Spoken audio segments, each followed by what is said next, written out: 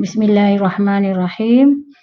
Alhamdulillahirabbil alamin wassalatu wassalamu ala asyrafil anbiya'i wal mursalin wa ala alihi washabbihi ajmain. Rabbi shrah li sadri wa yassir li amri wahlul 'uqdatam min lisani yafqahu qawli. Assalamualaikum dan selamat sejahtera kepada semua pelajar tingkatan 2 Sekolah Menengah Teluk Panglima Garang. Apa khabar semua? Saya harap semua berada dalam keadaan sihat dan bersedia untuk memulakan pelajaran kita pada hari ini. Pada hari ini tibalah giliran saya untuk menyampaikan pelajaran kita iaitu cara-cara menulis ulasan.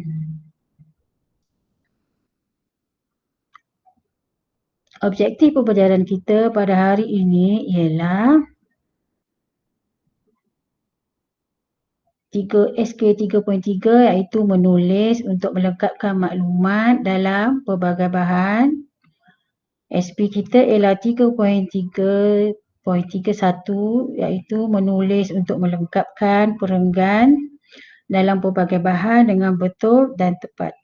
Kesimpulannya, objektif kita pada hari ini adalah pada akhir pelajaran nanti, kamu akan dapat membina ulasan dengan cara yang betul sebagaimana yang kita akan belajar nanti. Okey, seterusnya kita akan lihat bentuk soalan dan pemakahan ulasan. Soalan ulasan adalah daripada pelbagai bentuk. Sama ada bentuk jadual, carta, graf, gambar, petikan, iklan dan sebagainya. Cara pemakahan untuk ulasan lebih kurang sama dengan ringkasan dan juga rumusan yang pernah kamu belajar. Markah keseluruhan ialah 15 markah.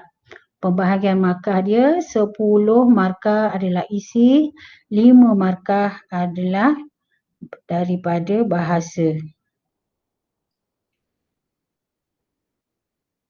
Okey, format ulasan pula. Pendahuluan tidak wajib. Tidak perlu pendahuluan, sama juga macam rumusan dan ringkasan. Tetapi ulasan perlukan isi tersurat dan isi tersirat. Isi tersurat ialah isi yang terdapat dalam bahan dan isi tersirat ialah bagaimana cara kamu menguraikan isi tersurat tersebut. Dia lebih kurang sama dengan cara kamu membina karangan.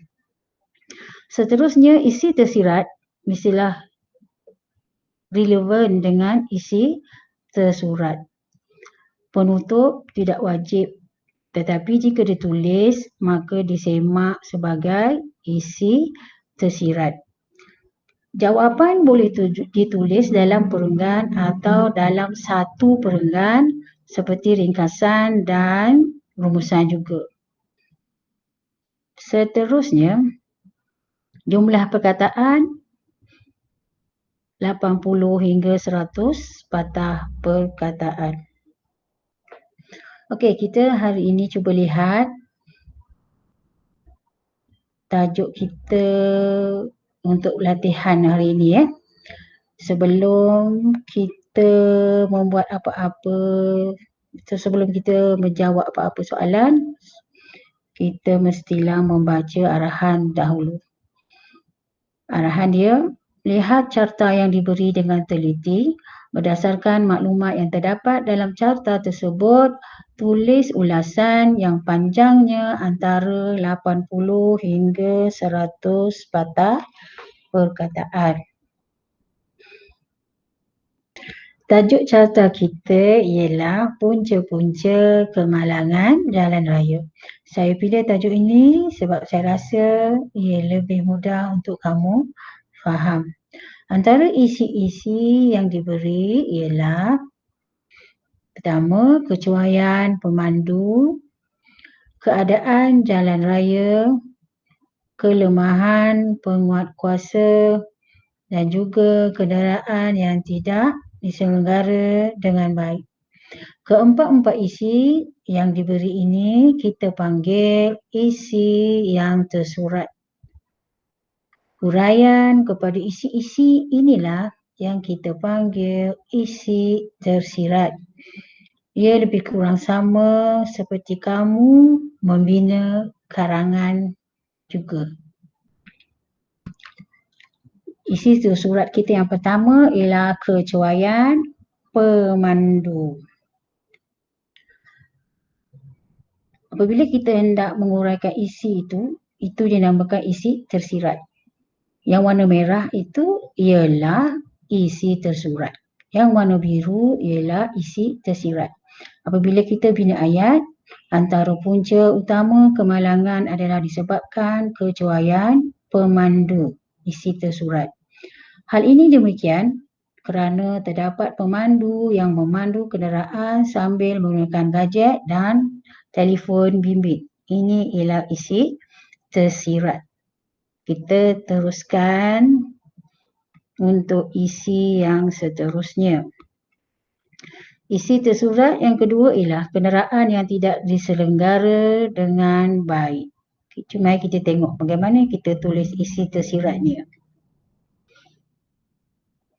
Kenderaan yang tidak diselenggara dengan baik akan menyebabkan komponen-komponen kereta seperti brek dan tayar tidak dapat berfungsi dan akan menyebabkan kenderaan sukar dikawal dan mudah terbabas. Itu isi tersirat je. Seterusnya, isi yang terdapat dalam carta kita tadi, keadaan jalan raya. Keadaan jalan raya juga boleh menyebabkan berlakunya kemalangan. Isi tersirat dia, keadaan jalan raya yang licin, berlubang-lubang dan tiada lampu jalan juga boleh menyebabkan kemalangan terutamanya pada waktu malam. Isi yang akhir, isi tersurat dia ialah kelemahan penguatkuasaan. Okey, isi tersirat. Tadi saya dah beritahu isi tersurat mesti relevan dengan isi tersirat. Jadi kita sambungkan kelemahan penguatkuasaan seperti lambat menjejaki mereka yang sering melanggar peraturan jalan raya turut menyumbang kepada peningkatan kemalangan jalan raya. Okey. Sekarang awak faham tak cara-cara untuk mencari isi tersurat dan tersirat? Dia lebih kurang sama dengan cara kamu membina karangan. Baik, seterusnya kita lihat jawapan bagi karangan ulasan yang kita bincangkan tadi. Baik, kita baca sama-sama ya. Kadar kes kemalangan jalan raya di negara kita adalah tinggi. Ini ialah pendahuluan. Kalau kamu nak buat pun boleh, tak buat pun boleh. Antara punca utama kemalangan tersebut adalah disebabkan kecuaian pemandu. Ini ialah isi yang tersurat. Kita masuk isi tersirat untuk isi yang pertama. Hal ini demikian kerana terdapat pemandu yang memandu kenderaan sambil menggunakan gadget dan telefon bimbit. Selain itu, untuk menyambung ayat, kita guna penanda wacana. Kenderaan yang tidak diselenggara dengan baik akan menyebabkan komponen-komponen kereta seperti brek dan tayar tidak dapat berfungsi dan akan menyebabkan kenderaan sukar dikawal dan mudah terbabas. Penanda wacana seterusnya, di samping itu, keadaan jalan raya yang licin, berlubang-lubang dan tiada lampu jalan juga boleh menyebabkan kemalangan terutama pada waktu malam. Untuk penanda wacana seterusnya kelemahan penguatkuasaan seperti lambat menjejaki mereka yang sering melanggar peraturan jalan raya turut menyumbang kepada peningkatan kemalangan jalan raya. Kalau kamu nak buat kesimpulan pun boleh, kalau tak cukup isi jumlah patah perkataan tak cukup, kamu boleh buat penutup. Okey, karangan ini lebih kurang 93 patah perkataan. Sebagai rumusan, untuk mengingatkan kamu, apabila kita menulis ulasan, penanda wacana adalah wajib untuk menyambung ayat-ayat yang kamu bina. Kamu digalakkan menulis jumlah patah perkataan pada bahagian bawah sebelah kanan. Kalau kamu tak tulis pun boleh, kalau tulis adalah lebih baik. Ulasan yang kurang daripada 75 patah perkataan dianggap lemah. Maksudnya isi kurang dan huraian pun kurang. Perlu ada kesinambungan isi tersurat dan tersirat dan bentuk penulisan isi mestilah padat dan mudah. Kerana kita bergantung kepada jumlah patah perkataan. Kesalahan tata bahasa dan ejaan perlu dielakkan. Okey, itu di antara tips-tips lah kalau kamu nak membuat ulasan. Sekarang kita pergi kepada latihan ulasan. Berdasarkan apa yang kita belajar pada hari ini, kamu diminta membuat latihan ulasan. Muka surat 11, modul PDPR Bahasa Melayu tingkatan 2. Okey, saya harap kamu dapat membuat tugasan yang saya beri dengan baik. Kalau tak faham, kamu boleh minta bantuan guru mata pelajaran. Sekian, terima kasih. Semoga kita dapat berjumpa secara bersemuka tidak lama lagi. Jaga diri, jaga SOP, jaga akhlak, jaga peribadi.